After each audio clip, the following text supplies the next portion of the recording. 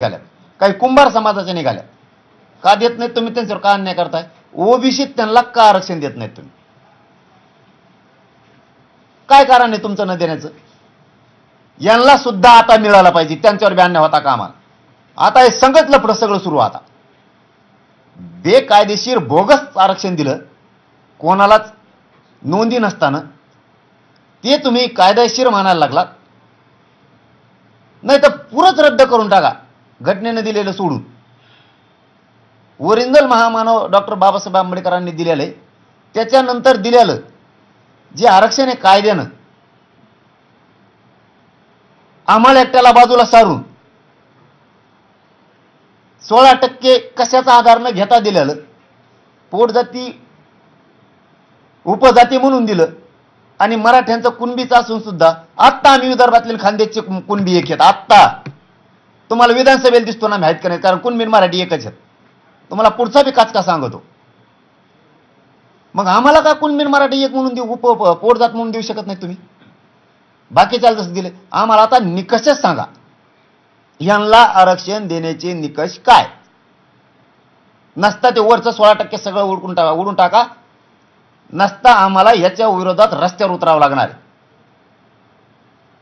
3 मुद्दे सांगितले तुम्हाला, आता चौथा सांगतो. सगळे सोयऱ्यांची अंमलबजावणी आमच्या व्याख्याप्रमाणे देता येत असली तर द्या, कारण त्या सगळ्या सोयऱ्याच्या अंमलबजावणीच्या गुलालाचा वाशीतला अपमान होऊ देऊ नका.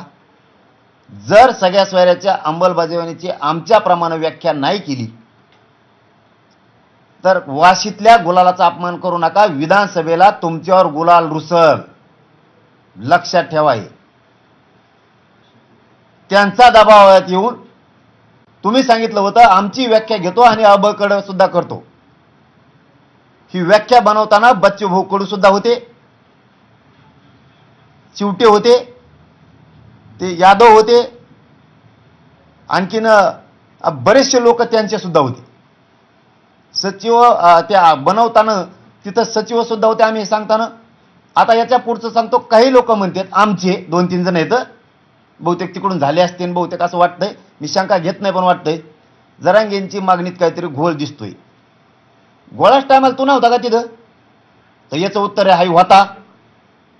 वाशीत गेलो त्यावेळेस सरकारनं आपल्याशी बोलणी सुरू केली.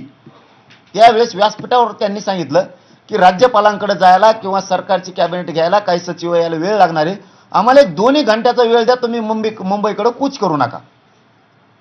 आणि त्यांनी कागद आणला होता, तो राजपत्र पण आणलं होतं, पण त्याच्यावर सह्या नव्हत्या. मी त्याच्यावरच्या सह्या वाचल्या, कोणाकोणाच्या नाही आहेत हे घ्या.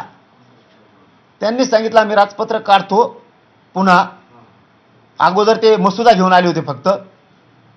मग मी सांगितलं, तिथं जाहीर केलं समाजासमोर की कुणीही मुंबईत जायचं नाही, आपला आजचा मुक्काम हा वाशीतच. जर उद्या सकाळपर्यंत यांनी दिलं नाही तर आपण मुंबईकडे कूच करणार आहे. तिथूनच मी आवाहन केलं होतं राज्यातले जेवढे अभ्यासक आहेत त्यांनी तातडीने मुंबईत यावं, जेवढे वकील आहेत त्यांनी ताबडतोब यावं. मला तुमच्याशी चर्चा करून पुढची डिसिजन घ्यायची. सगळ्या सोयऱ्याची अंमलबजावणी कशी असली पाहिजे, ते कायद्यात टिकन का, त्याची व्याख्या कशी असली पाहिजे हे मी विचारलं होतं. ज्यांना शक्य आहे ते अभ्यासक आले होते, मी बैठक घेतली त्यांची वाशीला. मी जाणून बुजून मुद्दाम समाजाला सांगायलो, मी एकट्यानं कुठला निर्णय घेतलेला नाही. त्यावेळेस तुम्हाला मान्य होती. आणि इकडे उग कुठेतरी एखादे मोबाईल हातात धरायचा, काहीतरी बोलत बसायचं आणि संभ्रम निर्माण करायचा.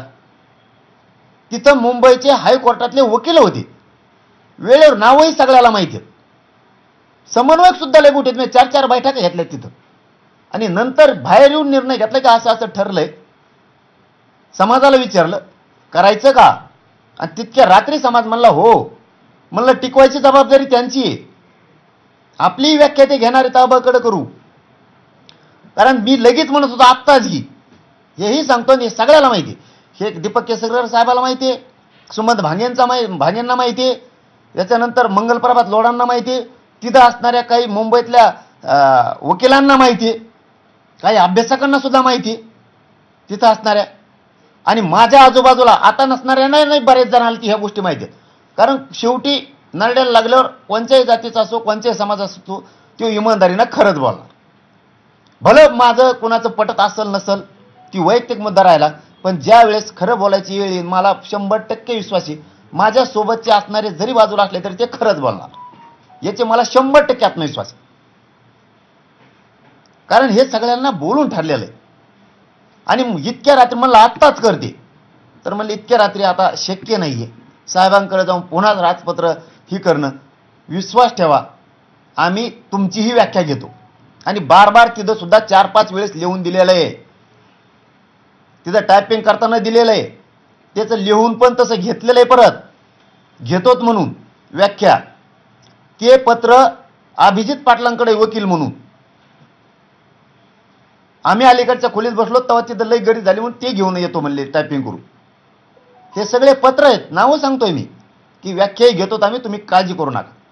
आणि तुम्ही जर आमच्याप्रमाणे व्याख्या घेणार नसाल तर तुम्ही त्यांच्या दबावापोटी आमच्या मराठ्यांच्या लेकरांना करोडोंना औषध पाजायला निघाला. त्याच्यापेक्षा